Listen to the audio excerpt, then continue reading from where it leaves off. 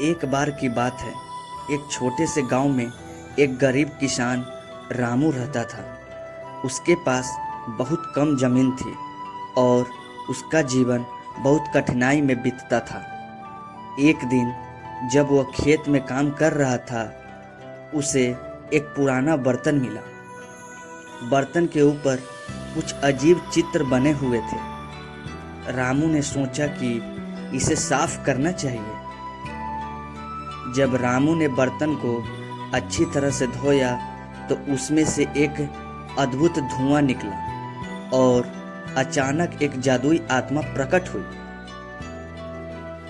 आत्मा ने कहा, मैं तुम्हारी 3 इच्छाएं पूरी करूंगा। रामू हैरान रह गया, लेकिन उसने सोचा कि उसे अपनी मेहनत और कठिनाई को देखते हुए यह मौका नहीं गंवाना चाहिए। पहली इच्छा में रामू ने कहा, मेरे खेत में फसल अच्छी हो। अगले ही पल उसके खेत हरे भरे और फसल से लद गए।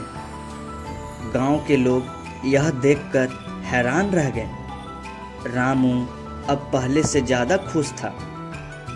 दूसरी इच्छा में उसने कहा, मेरे परिवार के लिए एक अच्छा घर हो।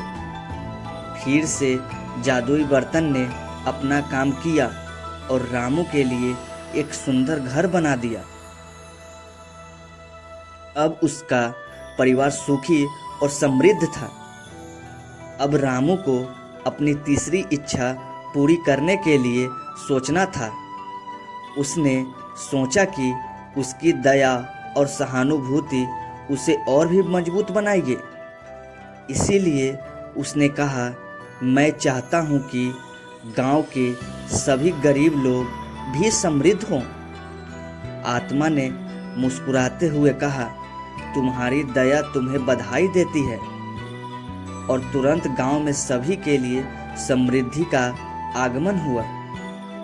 धीरे धीरे गांव खुशहाल हो गया और लोग रामू की दया और बुद्धिमानी की प्रशंसा करने लगे।